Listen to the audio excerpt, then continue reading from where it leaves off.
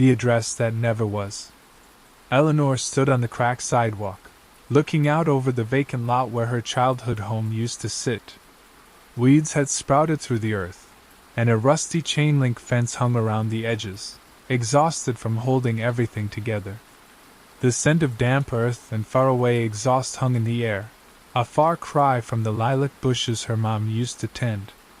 The home at 1427 Willow Lane was bulldozed 8 years earlier, leveled to dust after years of abandonment after her parents died. She hadn't been back since the wrecking crew finished. There was no reason to go back, until today. In her hand was a small cardboard box, its corners worn soft by time. The label was handwritten, smudged but readable, Eleanor Vance, 1427 Willow Lane. There was no return address. The postmark was October 12, 2025, 3 days earlier. Her own address nowadays was a clean apartment 30 miles from here, in a city where she'd moved after the house was destroyed. She hadn't used the address of Willow Lane in over a decade. Yet there was the box, brought to her office by a note from the mailroom. Forwarded from an old address. She flipped the box over, her fingers following the tape. It was light, nearly weightless, but something within stirred softly, like a sigh. Eleanor's gut twisted. She'd driven to the lot on a whim, as if to stand where the house used to be could make the impossible make sense. The sky was low, gray clouds pressing down, a cold creeping into her coat. She looked over at the surrounding houses, squat, peeling painted bungalows with darkened windows. No one to question if they noticed who delivered the package. Her childhood home used to be a place of warmth where her mother laughed, and her father softly hummed to himself as he tinkered with things in the garage. But after the wreck that claimed them both, a rain-slick highway accident, the house was left a shell. Eleanor had sold it to the bank and not looked back. The demolition was just paper to her, a mere severing. So why then that package? She tucked the box into her arm and walked back to her parked car across the street. The engine roared to life, but she did not drive off. Instead, she looked at the lot, expecting the house to reappear before her eyes. It did not. The lot was still there, a wound on the earth. She ripped open the box, not willing to wait. On the inside was a single key, aged and tarnished, dangling from a leather fob where the number 1427 was inscribed. Her breath was taken. It was the key to the front door of her childhood home, not seen by her since her teenage years. Below it was a crumpled note, years and years old from the look of it. The writing was strange, spidery, precise. "Come home, Eleanor. It's waiting." She let the note fall like it was on fire. Her heart thudded, and her hands trembled to stuff the paper and key back into the box. The words replayed through her mind. Come home. The house was no longer there. She'd looked at the demolition pictures, the piles of scrap that were carted away. There was nothing to go home to. But the key felt substantial, real, biting into her hand. Returning home to her apartment, she couldn't help but feel that someone or something was expecting her. The package wasn't a mistake, it was a summons. The box was kept locked in her glove compartment, not wanting to take it into her home. She spent that evening lying awake, the city noise from outside her window drowned out by the sound of the words of the note. It's waiting. In the morning, Eleanor phoned the post office, insisting on explanations. The clerk was sorry but unhelpful. There was no indication of the package on his system. Maybe it was delivered directly, he proposed. That happens sometimes. Eleanor hung up, her anxiety deepening. She thought of tossing the key out, but her hand stayed her. It was hers, wasn't it? A fragment of her history, improbably returned. She spent the day preoccupied, her work at the accounting firm a haze of figures and emails. By dusk, she was driving again, the package on the seat beside her. She returned to Willow Lane, telling herself that she just needed to view the lot in daylight. The key was in her pocket, a cold weight. As she walked towards it, the lot seemed the same, vacant, bleak, but there was a difference. The air was too quiet, the stillness too profound. She walked out into the lot, her boots digging into the soft ground. The key vibrated against her thigh. She looked around the ground, half hoping to see that there was something there, that there was a clue. There was nothing but earth and weeds. But when she turned to go, there was a creaking, a low creak, the sound of a door in its frame. She stood stock still, her breath shallow. The creaking was coming from the middle of the lot, where a front door to 1427 Willow Lane should have been. No one was around. The lot was deserted. But the creak returned again, quieter, as if to entice her closer. Eleanor stepped back, her heartbeat quickening. She didn't believe in ghost stories, but couldn't offer a reason. The key in her pocket weighed heavier, like it wanted to be used. She sprinted to her vehicle, closing the doors, and sped off, the lot fading from her mirror. That evening, she dreamed of the house. Not like it was when she was a kid, but like it could have been if it had never been destroyed, shrouded, immense, its rooms extending into shadows that whispered her name. She woke breathlessly, the key on her bedside table where she hadn't placed it. The note was there beside it, unfolded, even though she knew that she'd put it in the box. Eleanor couldn't keep away from Willow Lane. The note and the key bothered her, a persistent presence in her own home, a weight that pressed down on her chest. She tried to tell herself that she was crazy. The house no longer existed, the lot bare. But the creak that she'd heard, the sound of a door that couldn't possibly exist, lingered around her mind. On the third day, she returned, parked across from the lot when dusk colored the evening with bruised purples. The key was in her hand, fob worn down to a silky smooth by her frantic running. She hadn't been sleeping at all since she opened the box.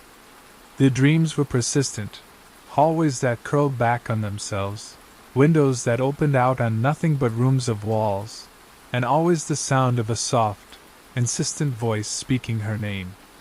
Each morning, she woke to find the key in a new place, on the counter, under her pillow, despite her closing it away each evening in a drawer. The note, also, was shifting, its words never changing but somehow louder within her mind.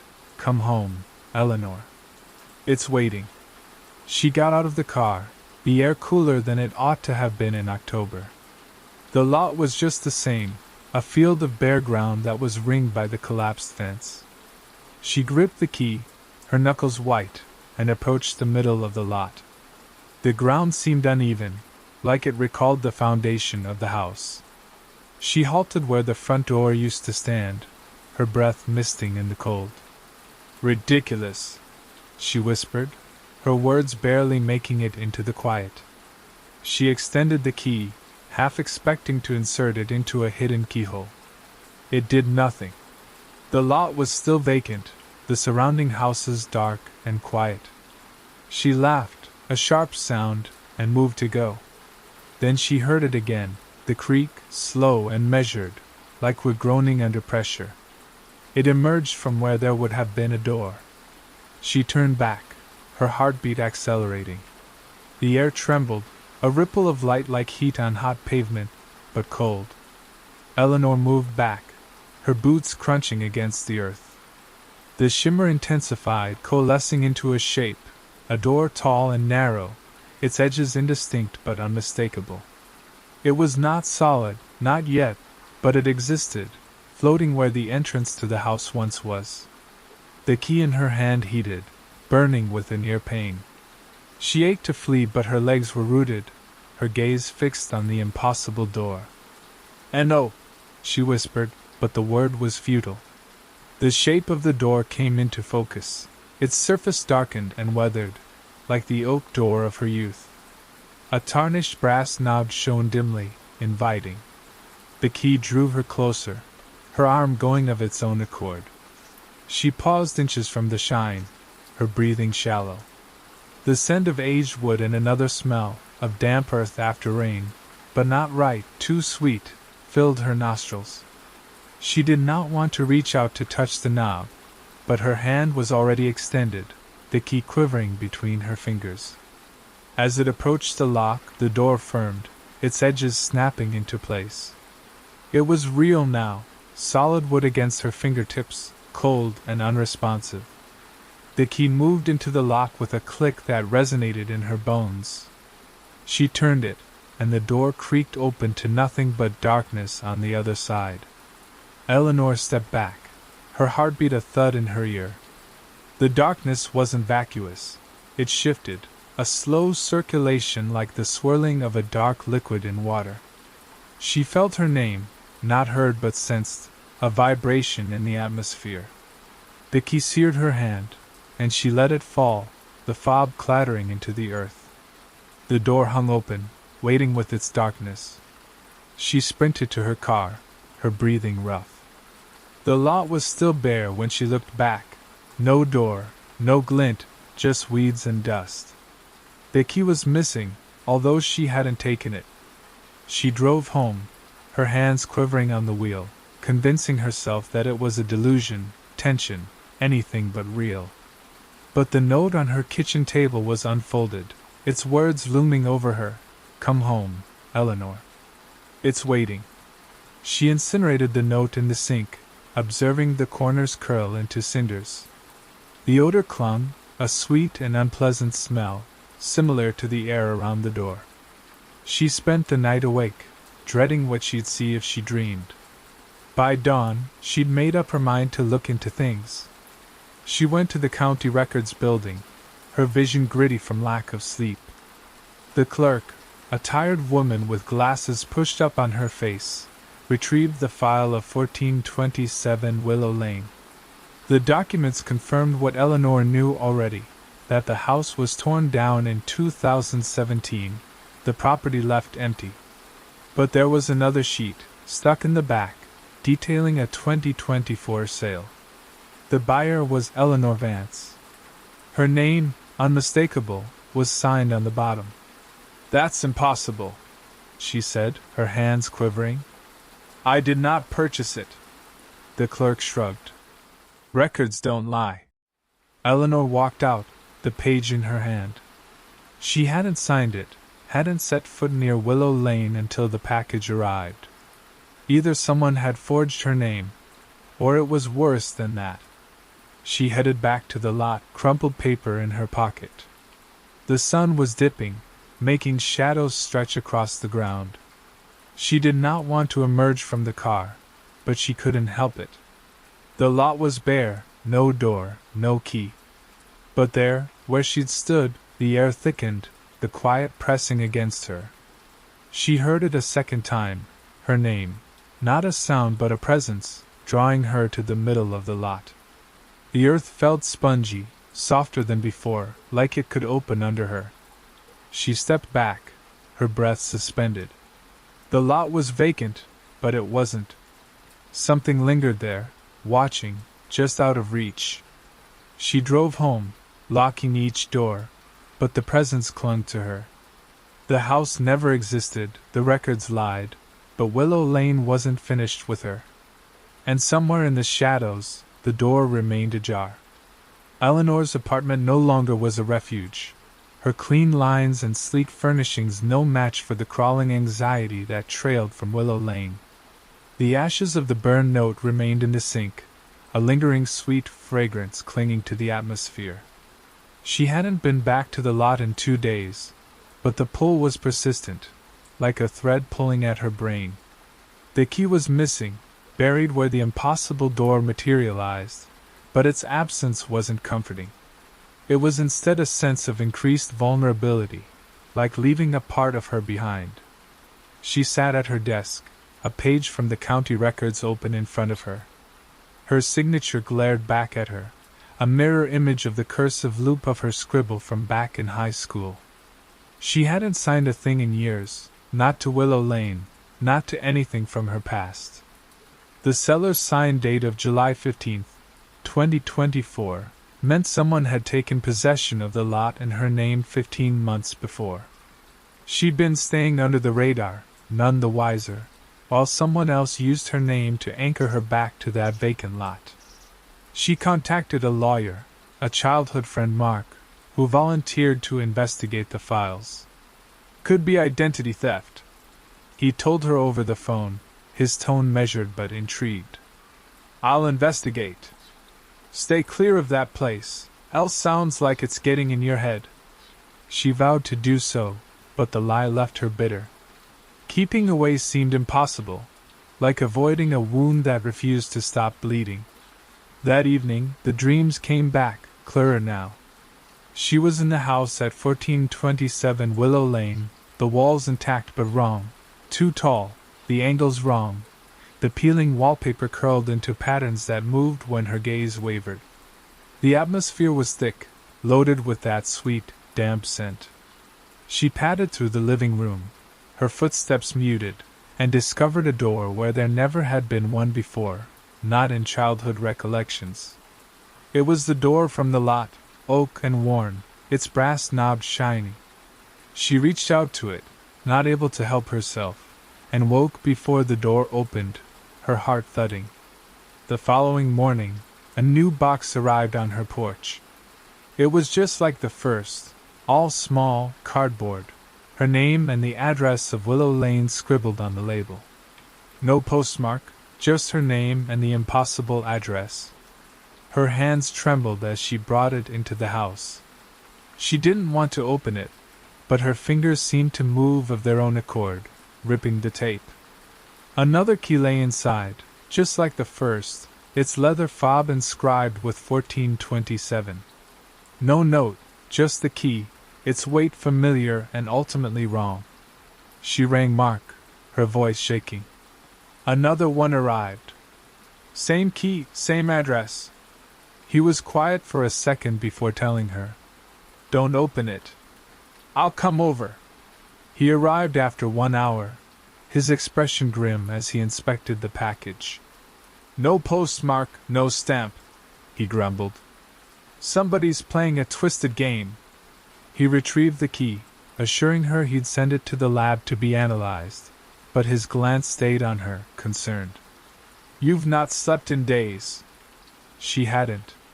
The dreams were spilling over into her day, the corridors of the house blurring at the peripheries of her sight. She glimpsed the door of her apartment in dark corners, heard her own name in the sound of the refrigerator. Mark's visitation relieved her, but fleetingly.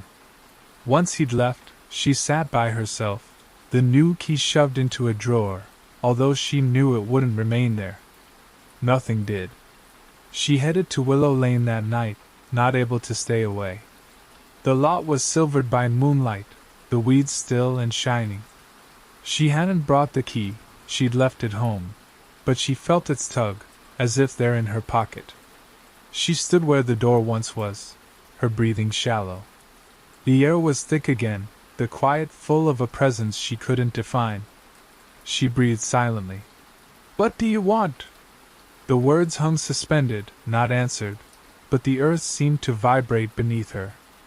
Then she spotted it, a glimmer, not of the door again but of a window, floating where there used to be a living room. It was pale, a pane of glass that reflected nothing but shadow. She walked towards it, her boots in the damp earth. The window brightened, its frame weathered and twisted, the glass misty. She could see her reflection, but it wasn't hers. The Eleanor in the glass was younger, her adolescent self, her eyes wide with terror. The reflection shifted when she didn't, turning to go, fading into the shadow. Eleanor stepped back, her breath catching in her throat. The window existed no more, the lot a blank space. She drove home in her automobile, her heart thudding in her chest, the reflection's stare imprinted in her mind. She lay awake that night, not wanting to see what lay waiting in her dreams. Mark called the following day. "The records are clean," he told her. "Number 2024 sale. That page you displayed, It's not on the system. I have no idea where it originated from. Her world spun. But I saw it. My name. Mark's voice softened. I know you did, I trust you, but there's something that isn't right. I'm verifying the key's origin. Stay where you are, okay?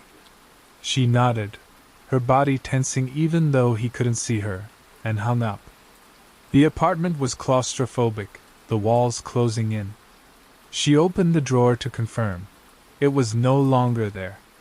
She looked around the apartment, her panic spiking, and spotted it on her nightstand, accompanied by a new note.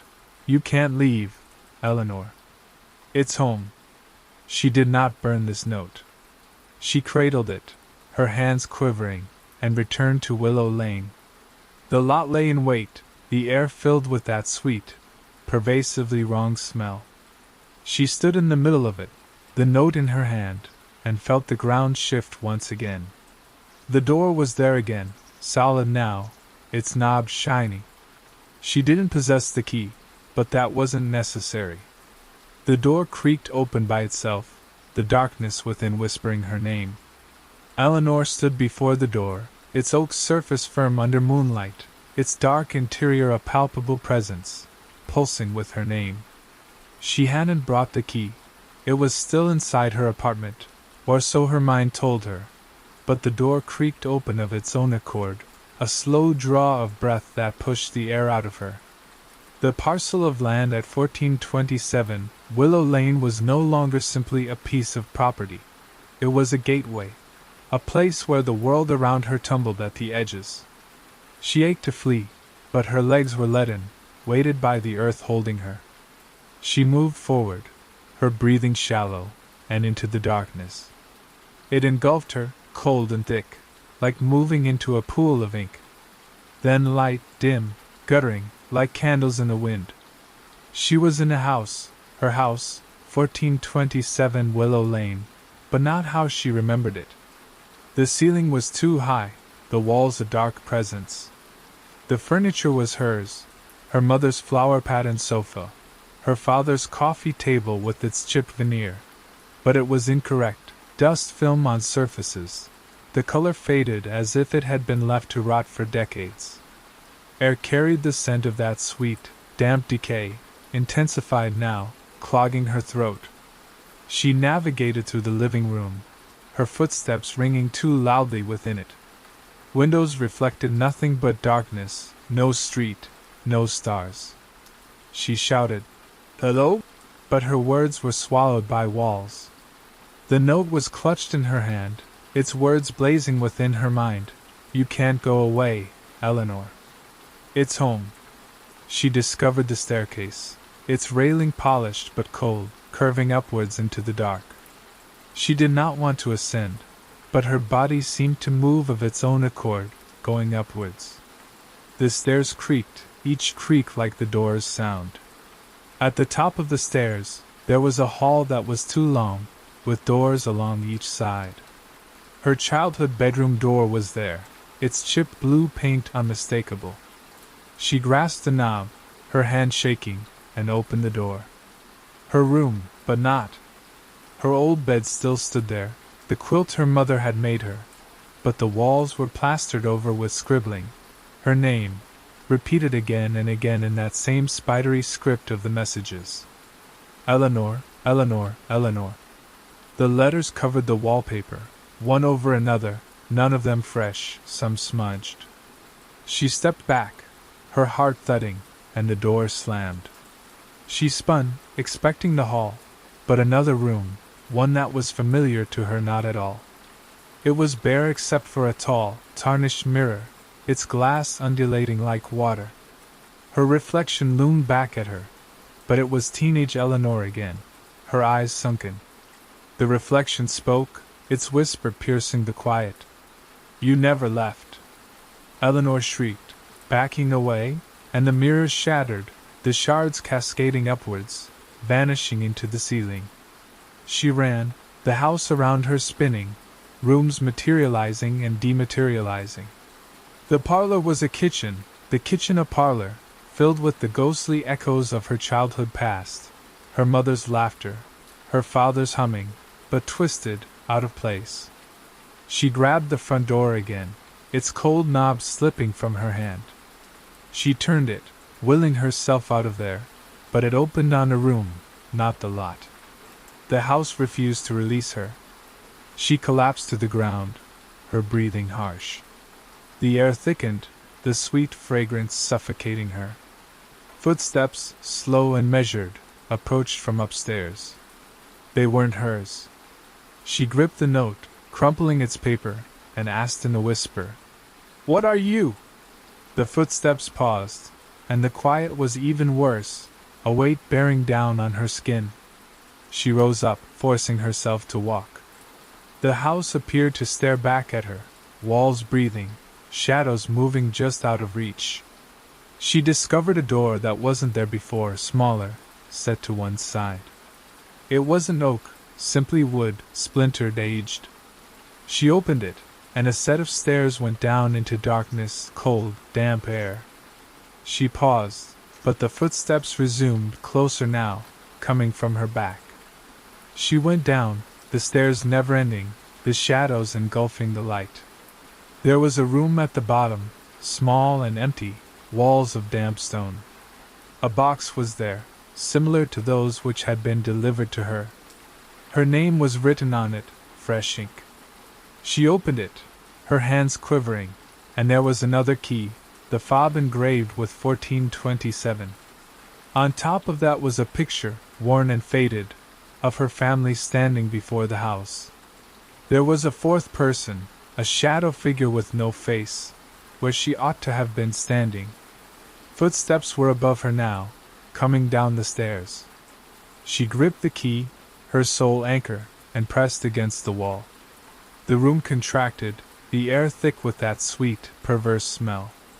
The picture shook in her hand, the edges of the shadow hardening. It wasn't a shadow, it was her, or someone wearing her form, its eyes blank but animate.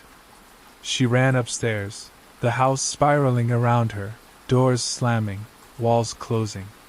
She discovered the front door once again, its cold knob searing her hand. She turned it, begging for the lot, for the real world.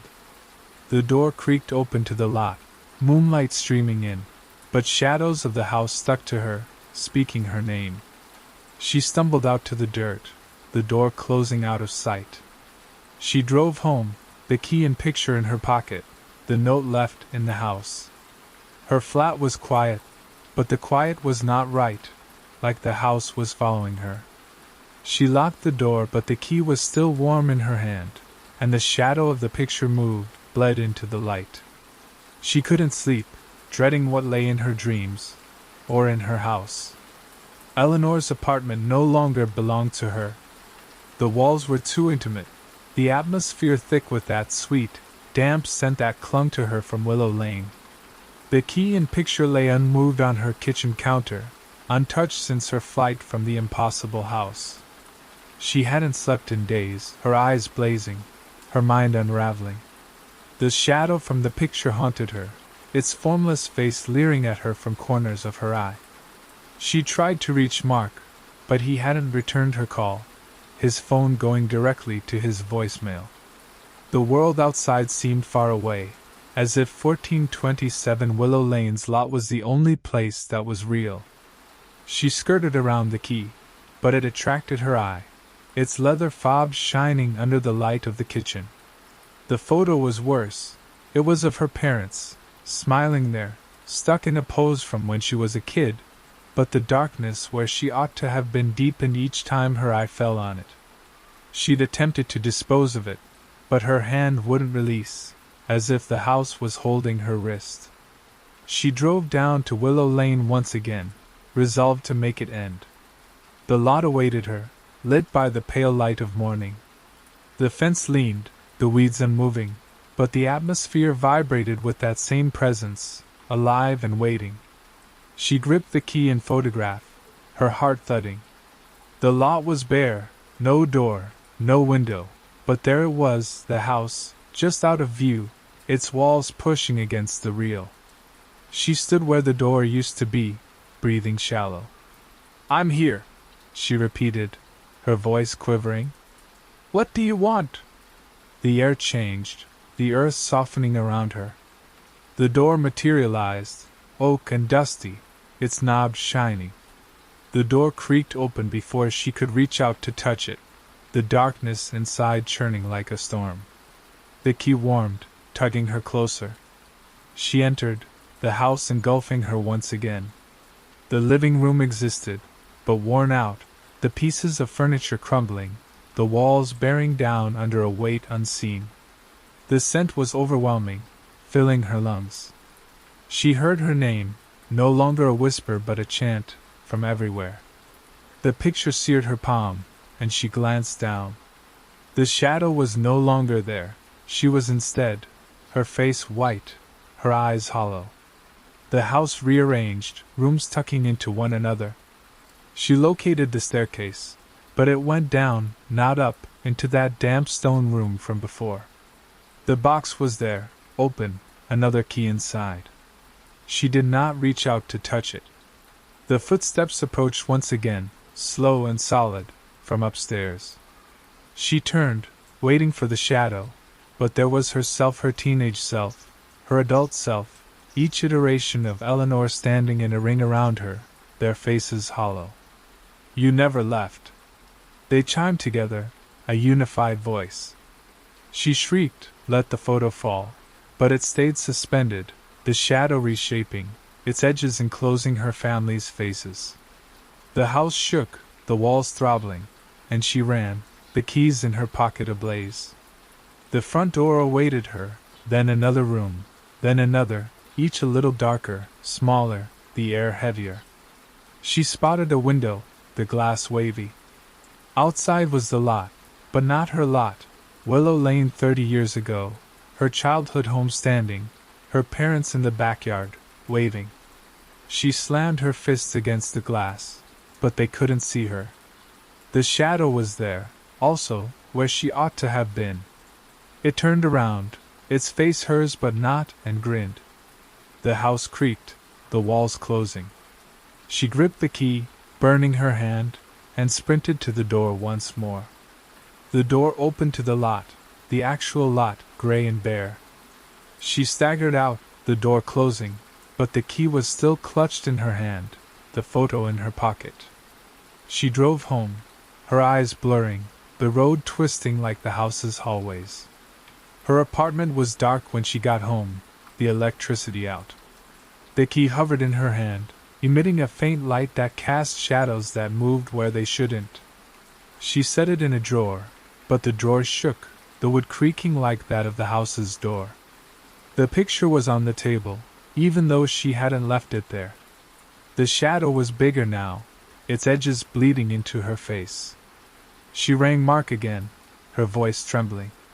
"It's not stopping," she told him when he picked up. "Eleanor, I'm at Willow Lane. There's a house here." Her blood went cold. "No, there isn't," she whispered. He didn't answer. The line went dead. She did not return to the lot. She could not. Instead, the house arrived in her. The walls of her apartment dissolved, the furniture a fading memory, giving way to the floral couch, the coffee table with its chipped surface. The sweet scent filled the room, and the oak door materialized in her living room, tarnished, with its brass knobs shining. It creaked open, and the darkness whispered her name. Eleanor rose, key in hand, photo at her feet. The shadow stood there in the doorway, its face hers. "Come home," it whispered, and she knew it was true. She never left Willow Lane, not in her mind. The house held her, its walls her captor, its shadows her reality. She moved towards the door, the key turning the lock without her hand. The shadows engulfed her, and the house was whole once again, 1427 Willow Lane, where it always was, waiting for her to come home. The hollow door. Elise stood in the middle of her new apartment, with the smell of old wood and dust hanging heavy in the air. The building, A creaking Victorian relic near the outskirts of town had once been better. Its peeling wallpaper lay like dried-out skin, and creaking floorboards groaned under her tread. But the rent was a steal, and the 29-year-old freelance graphic designer making barely enough to pay her bills was desperate. Her boxes along the wall were softened by the dim light filtering through a grimy single window. The bedroom, nestled in the back, was strangely chilly compared to the rest of the space, though she attributed it to a lack of insulation. She threw her backpack on the mattress that lay there bare and looked around the room. A creaky bed frame, a dented-up nightstand, and a closet door propped open in the corner, its paint chipped and yellowed. The door creaked a bit when it was ajar, and a sliver of dark space was visible inside. Something was stuck to the door, a piece of paper, once folded, with rough handwriting scrawled on it. She padded across the room in her sneakers, which squeaked across the floor, and pulled the note loose. "Keep away from the closet." "It's not a closet." Her lips curled. A joke, most likely. The former tenant's sense of humor must have been a bit weird. She balled the paper and shoved it into a box, then pulled open the closet door. The doors creaked, exposing a shallow space, just over 3 feet deep, with bare shelves and a slight musty odor. Nothing out of the ordinary. She pushed a box of clothing into the closet and closed the door, the latch clicking softly. That evening, lying in bed, the apartment was too quiet. A quiet that pushed against her ears, making her aware of each slightest sound, a dripping faucet, whirring refrigerator, creak of the building shifting. She moved her eyelids shut, trying to compel the sleep to arrive, but a faint sound drew her back. A whisper, a low, indistinct sound, like a sound that was coming from a thick-walled room. She was awake. Her heart was thumping. The sound was coming from the closet. Elise breathed in sharply, waiting. The whisper ceased, interrupted by a gentle scratching, a sound of fingernails against wood. She looked at the closet door, a silhouette barely distinguishable in the shadows. The atmosphere seemed to thicken, as if the room was holding its breath. She groped in the dark to find her phone, switching the flashlight on. The light pierced the dark, shining on the door. It was shut, just as she'd left it. She laughed abruptly, the sound cracking in the stillness. The building's creaky pipes or a mouse scurrying through walls. She switched off the light and drew the blanket over her face. But sleep did not follow readily. The scratching persisted in her mind, and when at last she slept, she dreamed of a door that opened into nothing, a darkness that throbbed like a heartbeat. Sunlight filtered through the window the following morning, chasing away the nighttime tension. Elise unpackaged her boxes, vowing to make the space home. She hung a couple of her posters, set out her books on the nightstand, and opened the closet to place her winter coats. The door jammed a bit, and a hard pull was needed. On the inside, the box of clothes from the day before was shoved to one side, where someone seemed to have pushed it. She scowled, getting down to investigate the floor. No scratches, no rodent evidence. Perhaps she had pushed it by accident and not even noticed. Reaching out to open the box, a cold breath tickled her neck, like a hand from someone standing there. She turned around, but there was no one there. Her heart was racing. The closet was smaller than before, the walls closer, and the darkness at the back more profound. She slammed the door and stepped away, her hands shaking. That night she dialed her friend Mia's number, praying a familiar sound would make her feel grounded. "It's just an older building," Mia told her, her words cracking over the phone. "Spooky sounds are part of the deal. Chances are you're just stressed out from the move." Elise nodded, unseen by Mia. "Yeah, you're right. It's nothing." But after hanging up, the apartment felt smaller to her. She skirted around the bedroom, working on her computer in the living room until her fatigue pushed her to bed. The whispering returned that evening, louder this time. It wasn't words, but a low, rhythmic murmur, a chant in a language she couldn't understand. It emanated from the closet, steady and deliberate, like a speaker struggling to speak through the wood. Elise gripped her pillow, her eyes fixed on the door. The latch creaked softly, testing its hold. She ached to sit up, to investigate, but her body wouldn't respond. The air thinned, pressing against her chest, and the whispering seeped into her mind, wrapping around her thoughts. Morning arrived, and the closet door was ajar. She hadn't opened it. Her gut clenched as she walked over, her hand above the knob. The words of the note repeated in her mind, "It's not a closet." She flung the door open, half expecting to see something leap out. There was nothing but the vacant area, the box of clothing still crooked. Elise chose to disregard it. She had work to accomplish, deadlines to fulfill. But with her back to the closet, the door creaked open a single inch. She stilled, her hands suspended over the keyboard. The room was unnatural, like the very atmosphere was watching her. She did not turn around. She did not want to confront what could be staring back. Elise spent the following day keeping away from the bedroom. She worked in the living room, her computer perched on a folding table, the sound of the city a gentle solace. But her glance kept darting towards the hallway, where the bedroom door was shut. The warning on the note nagged her, its words replaying in her mind, "It's not a closet." She attempted to concentrate on her designs, but her drawings looked incorrect, lines irregular, colors too dark, as if her hands were doing a different work. By the afternoon, curiosity overcame her nervousness. She required explanations. The landlord, Mr. Hargrove, a gruff man, resided in the building's basement apartment. She rapped on his door, grasping the crumpled piece of paper. He opened it wearing a stained undershirt, his expression scowling at sight of her. "What's that note again?" he asked, hardly looking at the paper she extended to him.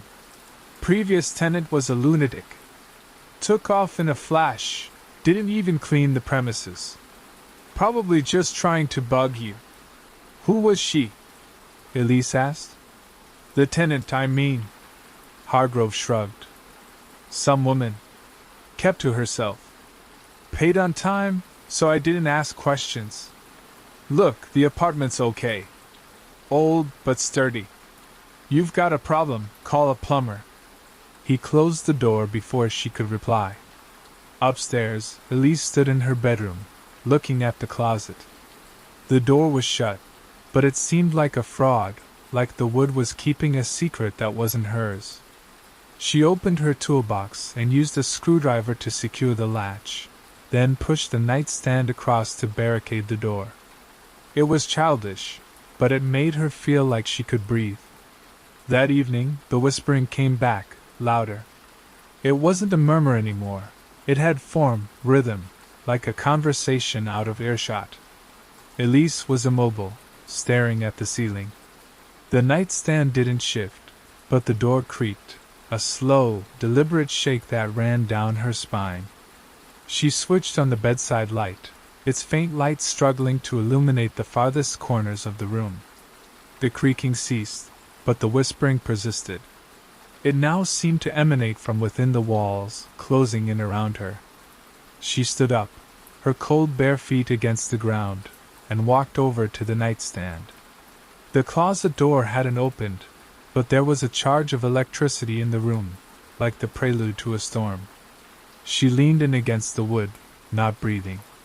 The whispering ceased abruptly, to be replaced by a humming sound, like a tuning fork. It wasn't from the closet, it was from the door. Elise backed away, her heart thudding. She pulled out her phone and Googled the building. The majority of results were irrelevant real estate pages, neighbor complaints. But a single forum posting, buried deep within a thread of local history, caught her eye. It spoke of a tenant from a decade ago, a man who'd rented her apartment and then simply vanished. The posting indicated he was fixated on the closet, telling neighbors that it spoke to him. Before he was never seen again. The thread trailed off, with no continuation. She closed her computer, clenching her hands. The apartment was quiet now, but not quiet like it used to be. It was a quiet that seemed to wait. She slept on the couch that evening, the door to the bedroom locked. The following morning, there was something different. The closet door wasn't scratched, wasn't dented, but the wood seemed not quite right. It was too smooth and nearly polished, like a new door someone must have put in overnight. It felt cold to her touch, cold to a greater degree than the cold of the room. Her hand stayed there, and briefly, there was a slight vibration, similar to that of the noise over the evening. Elise tested it. She opened the closet door and set a small mirror on the shelf, tilting it to reflect the back of the door. If there was movement inside, she'd catch it. She shut the door and went through her day, but her concentration was ruined. Each creak of the building caused her to startle, each shadow lingered a second too long. That night, she looked in the mirror. It was lying face down on the shelf, but she was positive that she'd left it standing. Her gut dropped. She picked it up, and the glass was cracked, a spider web of lines emanating from the center. She hadn't heard it fall. She put it back down cautiously, her hands shaking, and saw another thing. The back of the closet looked different. It wasn't wood, it was darker, nearly black, and seemed to swallow the light. Her fingers brushed against the surface. It wasn't solid. It flexed like a membrane, and a cold flood swept over her, so intense it seared. She pulled her hand back, her skin tingling. The whispering resumed, not from the closet but from over her shoulder, in the rest of the room. She turned, but nothing. The air was thick, like breathing through a cloth. The closet door creaked shut by itself, the silent hinges until it clicked. Elise didn't sleep that evening. She stayed perched on the sofa, a knife from the kitchen clutched in her hand, watching the bedroom door. The whispering ceased, but the quiet was unbearable. The apartment seemed to hold its breath, expecting her to make a blunder. She did not know what was within the closet, but she knew one fact: it was not a closet. And it was observing her. Elise could no longer remain in the apartment by herself. She phoned Mia, who promised to come over that night. "You sound spooked," Mia said, her tones tinged with worry. "It's most likely the stress of relocating. Old buildings are spooky. I'll bring pizza." Elise managed a forced smile, appreciating the semblance of normality, but her glance kept shooting to the bedroom door. She hadn't opened it since morning. As soon as Mia walked in, the apartment seemed a little lighter, pepperoni scent piercing the musty atmosphere. The pizza box lay open on the couch between them, but Elise ate little of it. She explained the note, the whispering, the mirror, the weird closet wall to Mia. Mia listened, her forehead wrinkled. "Okay, that is weird," she allowed. "But it's most likely just house things. Let's investigate it together." Elise hesitated. The thought of opening the closet door caused her skin to crawl, but Mia's confidence was contagious.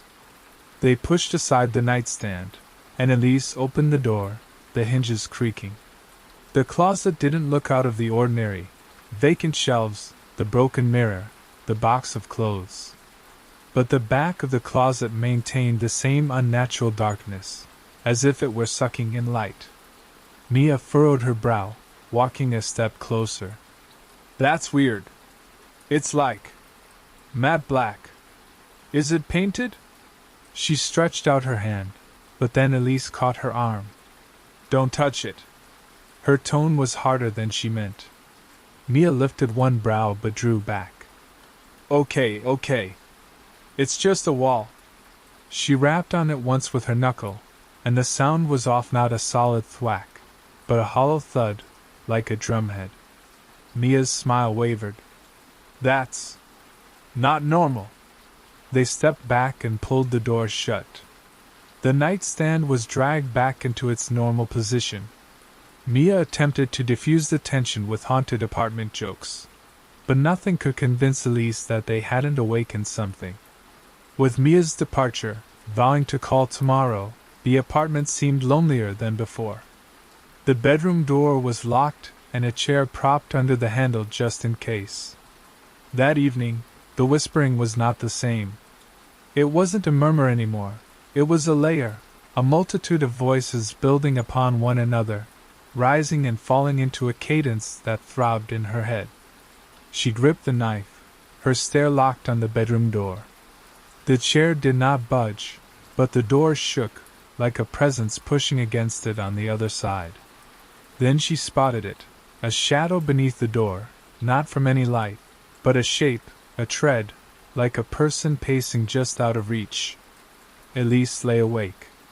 As the first light of dawn crept in, she dialed Hargrove again, wanting explanations. He was evasive, muttering about overactive imaginations, but dropped a telling line that chilled her blood. There's always been something weird with that closet. Tenants complain there are strange noises, but it's just the building creaking. Had to replace that door a few times, it always gets warped. He hung up before she could press him further. Warped. The word lingered with her. She looked again at the closet door, at its unnaturally smooth surface, its tendency to vibrate when she approached. She did not open it. She went instead to the library, rummaging through local archives to see if there was anything on the building. Most of the documents were routine, generations of permits, remodeling, but a newspaper clipping from 1923 was yellowed and spoke of a fire in the building. A tenant perished caught in a storage room that caved in. The paper did not identify which apartment, but the correlation sent a knot to her gut. At home, things looked different too. The closet door was ajar once again, just a little bit. She could have sworn that she'd closed it. Her hands trembled when she opened it. The mirror was missing. The shelf was bare, and the back wall was even darker, a chasm that consumed light whole. She slammed the door shut, her breathing labored, and duct-taped the door closed, crisscrossing the frame. That evening, the whisper turned into a voice. Not words that she could make out, but a single, low, guttural syllable-like growl. It issued from the closet, yet from the walls, ceiling, the floor, so that it seemed that the apartment was speaking. The duct tape kept holding, but the door bulged a little, the wood groaning under strain. Elise moved back, stumbled over a box, and crawled to the living room. She didn't sleep, never ate. The next morning, there were scratches on the closet door, deep and ragged, like claws. There hadn't been any there before. She tried to call Mia, but her friend wasn't responding. Panicked, she texted her, pleading with her to come over. The apartment was smaller now, the walls closer together, the air thick. She kept away from the bedroom, but the voice persisted, invading her mind, telling her to open the door. Through the evening, Mia hadn't replied. Elise sat on the couch, the knife in her lap, looking at the bedroom door. The whispering was louder, insistent, and the room throbbed with a presence that could not be seen. She refused to glance, but couldn't help it. She rose, her legs moving of their own accord, and approached the bedroom. The duct tape was peeling away, curling over at the edges, even though she hadn't moved. The door creaked, and the whisper spoke her name. Elise stood paralyzed before the bedroom door, the knife quivering in her hand. The whisper of her name ceased, but the quiet was worse. It was like a predator holding its breath. The duct tape across the closet door dangled in drooping strips, melted looking, although the room was cold.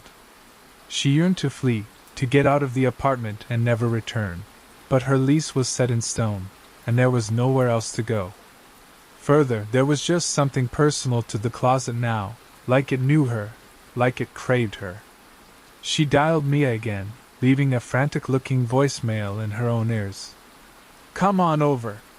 Something's not right with this place." She hung up and walked back and forth across the living room, trying to keep a wide berth around the bedroom. The scratches on the closet door kept her awake, too deep to have been a human scratch, too careful to have been a pet. She researched further, delving deeper into neighborhood history websites. On one, there was a blog from a hobbyist historian describing the building's first owner, a hermit named Edgar Warwick who'd occupied it in the 1900s. He'd been fanatical about spiritual architecture, designing rooms to be in communion with that which is unseen. The blog speculated that one room, a potential closet or a storage room, had been shuttered after his death, its function unknown. The closet. She dialed Hargrove's number again, her hand quivering. "Do you know anything about Edgar Warwick?" she asked. He let out an exasperated sigh. "Some creepy cat who used to own the place 100 years ago. He built it weird, with weird angles, secret rooms. No one cares. Leave things alone."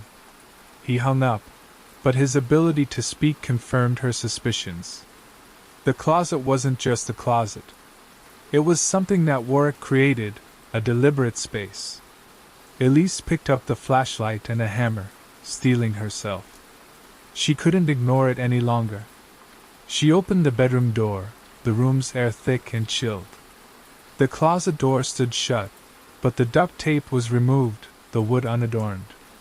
She moved closer, her flashlight beam quivering. The door seemed to have a life of its own, its surface quivering under her hand. She tightened her hold on the hammer and pushed the door open. There was nothing in the closet, but the back of the closet was another color altogether, shining, like a lake of ink. She shone the flashlight, but the light wouldn't go through. It halted, consumed by the dark. She extended her hand trembling, and pushed against the wall. It rippled cold and soft, like placing her hand against a frozen pond. There was a noise from within it, a low vibration that resonated deep within her bones. She stepped back, her skin on fire with cold. Something stirred in the shadows. It wasn't a shape, exactly, but a ripple, like a form viewed through distorted glass. It didn't possess a face, but it was looking at her. Elise closed the door and backed away, letting the hammer fall. The whispering began again, not from the closet but from everywhere around her, a group of voices that seemed to tug at her mind, telling her to open the door once more. She sprinted into the living room, locking the bedroom door. Her phone vibrated, a text from Mia. "Be there in 10. Relief washed over her, but was soon short-lived. The whispering trailed after her, louder now, the apartment feeling off, like the walls moved when she wasn't noticing. She gripped the knife, waiting for Mia, but the minutes ticked by. The whispering intensified into a chant, rhythmic and unstoppable, and the atmosphere thickened so that she couldn't catch her breath. Mia's knocking brought on a near-hysterical cry of relief from Elise. She opened the door a little way back, and Mia entered, white-faced. "You look terrible," Mia told her, putting down her overnight case. "What's happened to you?" Everything tumbled out of Elise, the voice, the closet, the shape. Mia's incredulity dissolved into a look of alarm as she glanced past her into the bedroom. "Let's see," she said at last. They stepped into the bedroom, the temperature cooler than before. The closet door hung open, even though Elise had closed it. Mia edged closer, her courage wavering. "It's just a closet," she said, but there was no fight in her words. She pushed the door open, and the darkness within appeared to ripple out, pressing against the edges of the frame. The vibration was greater now, a low rumble that caused the floor to shake. Mia shone her phone's flashlight into the closet. The back of it rippled, and in a second, something peered back. A shape, not a human, with edges that wavered and moved. Mia gasped, moving back, and the door slammed shut by itself, the noise ringing out like a gunshot. Elise grabbed her arm and tugged her into the living room. But the whispering was no longer a single voice, now a jumble of voices, all spelling out her name. They closed the bedroom door and sat on the couch, Mia shivering. "What was that?" she breathed. Elise didn't reply. She didn't know. But she could feel it.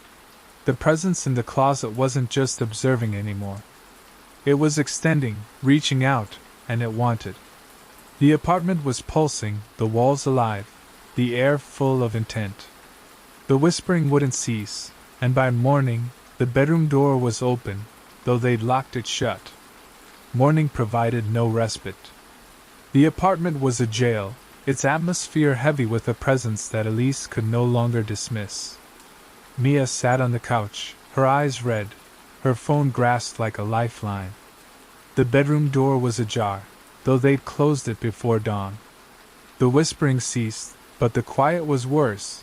It was like a trap, like the entity in the closet was waiting for them to make a move. "We have to go," Mia whispered. "It's not right here." Elise nodded, her body unwilling to budge. The closet beckoned her, not with words, but with a pull, like gravity pulling on her bones. She ached to flee, but a part of her wanted to see the back of that door, see what Edgar Warwick created, see what the warning of that note spoke of.